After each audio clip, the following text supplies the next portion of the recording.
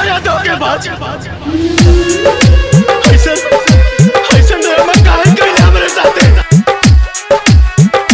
हमरा दिल के बीमारी बा, हमरा दिल के बीमारी बा। छोरी के तू जे जाता रू, छोरी के तू जे जाता रू,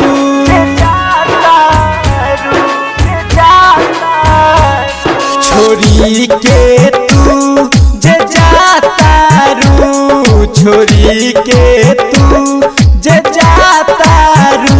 हमरा दिल के बीमारी बा, हमरा दिल के बीमारी बा, हमरा दिल के बीमारी बा, हमरा दिल के बीमारी बा, हमरा दिल के बीमारी बा। अपन गलती करता था तो चांदनी खींच के एक देती थी, अब मैं गलती करेगा तो कौन मारेगा। तारक डिजिटल रिकॉर्डिंग स्टूडियो वैशाली।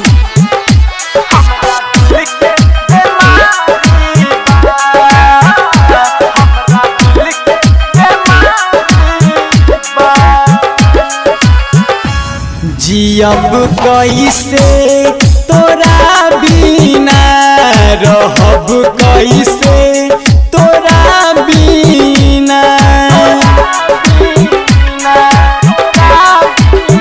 छोड़ी के तू जे चल जइबू, जियल मुश्किल कर जइबू।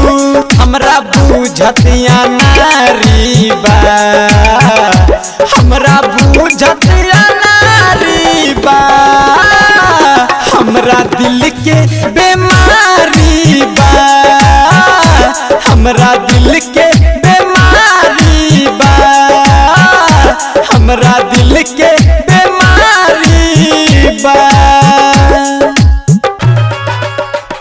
एक बात जानना, इस धरती पर हमरा सिवाय तू केहू और के नहीं हो सका, ना होगा जब हम केहू और के।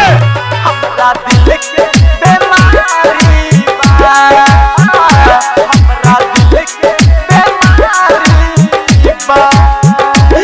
अरे जब प्यार एकरा साथे करे के रहे, तब प्यार के नाटक हमरा साथे काहे कइले। तारक digital recording studio Vaishali.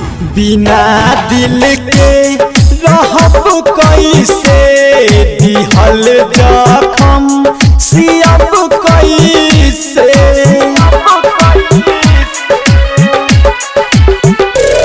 Rakesh के का तू भूल जइबू, प्रेमी अर्जुन से दूर जइबू। कहत विनय बिहारी बा, हमरा दिल के बीमारी बा, हमरा दिल के बीमारी बा, हमरा दिल के बीमारी बा, हमरा दिल के बीमारी बा। तारक डिजिटल रिकॉर्डिंग स्टूडियो वैशाली।